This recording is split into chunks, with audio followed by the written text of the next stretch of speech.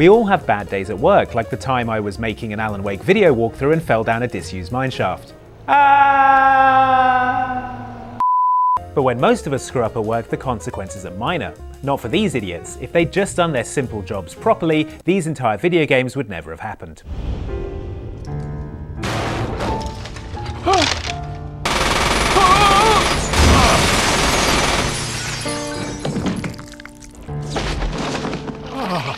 Dr. James Marcus is one of the 3 founding members of the Umbrella Corporation, who you'll remember for their pioneering work in biotechnology and all those zombies that killed everyone.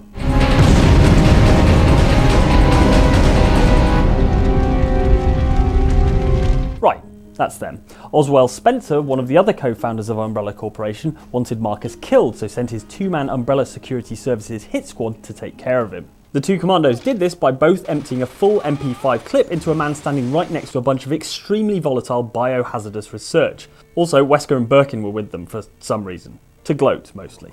Time to die, Doctor. Fun guys. The world's least elegant assassination concluded with the commandos dumping Marcus's body into a sewer. Because that'll do, probably. In a turn of events that could have been predicted by literally anyone, all that stray gunfire smashed open the glass case containing the leech that Marcus was working on. It then crawled into Marcus's unguarded, unchecked body and bonded with it to turn him into a leech monster who would then go on to cause the T-virus outbreak, which led to the total destruction of Raccoon City and, by extension, all other Resident Evil games. All because these idiots couldn't shoot straight. Who are you? It was I who scattered the T-virus in the mansion. Needless to say, I contaminated the train, too. What? Get in! Get in! They're crazy, Jay! I learned from the best! Yeah! Far Cry 3 starts with protagonist Jason Brody and his brother banged up in pirate jail. Seems that a skydiving trip went wrong, causing them to land on Rook Island, a notorious pirate haven ruled over by the insane warlord Vas Montenegro.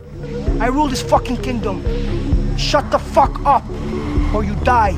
So, what the hell was the pilot of their skydiving tour doing? Jason and his friends are on holiday in Thailand. It's not that hard to find nice places to skydive in Thailand. Meanwhile, Rook Island is a notorious pirate hotspot. Why are you even flying around near there, idiot? Where did you think your customers went after they jumped out of your plane and got kidnapped? We're also going to say your job was to check they hadn't died or been captured by pirates. Oh well, they signed a waiver. The one's getting a bit choppy. You can compensate for it, or you can wait it out. But he might leave before it dies down. That's your call. In the Call of Duty Modern Warfare mission, One Shot, One Kill, Lieutenant John Price is tasked with killing Imran Zakiev, Russian arms dealer, terrorist, ultranationalist, and all-round general supervillain. Target is down. Nice shot, Lieutenant. So how about actually killing Price instead of blowing his arm off, not killing him, hardening his resolve and allowing him to rise to power as head of the Russian ultranationalist party? If you wing him, he just gets more pissed off. At least shoot off his gun arm, come on. Anyway, Price's sloppy work means Zakhaev lives on, steers the ultranationalist party to power, causes a civil war, ratchets up tensions with the US, and trains up his protege, hardline terrorist Vladimir Makarov, who takes over once Zakhaev dies. Remember, no Russian. That leads to no Russian, which leads to World War III, millions of deaths, and the Eiffel Tower falling over.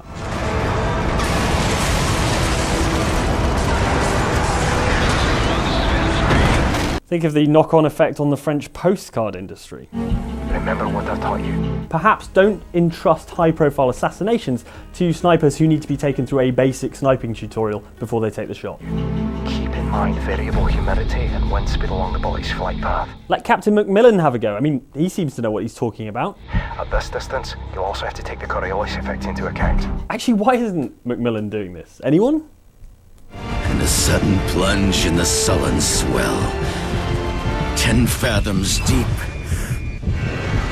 On the road to hell. Protagonist of Bulletstorm, Grayson Hunt, starts the game as a space pirate captain with a lucrative line in ship raids and a hefty bounty on his head courtesy of General Victor Serrano. You worth $500 million per. Doubled after you raided that Confederate supply liner. So the wisest course of action would be to avoid General Serrano, right? Carry on space pirating, raking in that sweet cheddar. Not Grayson, who decides to take his tiny smuggler ship up against the Ulysses, General Serrano's gigantic, heavily armed flagship, a plan that his crew member Ishii correctly thinks is suicide. We won't last 15 seconds! You've lost your nerve, Ishii. I honor my oath to serve you, despite your recklessness. But this, I will not die for your revenge, Gray. All ship systems in critical state. Ishii, we were all dead men anyway. Dead for years now. Yeah, cheers, Grayson. Did I mention he's drunk? That's fairly important. Have another drink, Gray. It'll help your aim. Anyway, the ships crash, Ishii becomes a cyborg, and the two of them have to go through the entirety of Bulletstorm just because Grayson is a drunk dick who couldn't handle his job, to be a space captain and not crash into any giant capital ships. Any booze left on this ship? Nope. But there is paint thinner in the storage bay. Someone take his keys. Friends don't let friends fly drunk. I need to get laid, baby.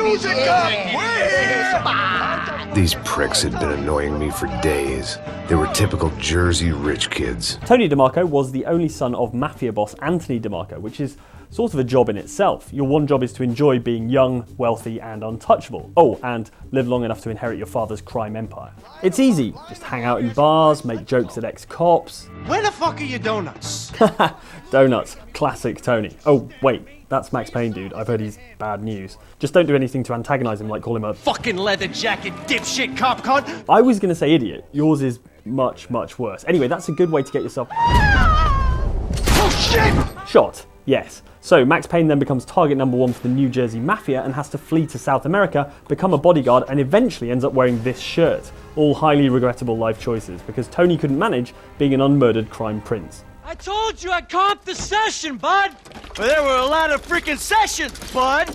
I'm thinking you were working on more than just her backhand. Mandy's backhand has come a long way, bro. Kyle Chavis is Amanda DeSantis' tennis coach in Grand Theft Auto 5, a job title that I think is pretty self-explanatory.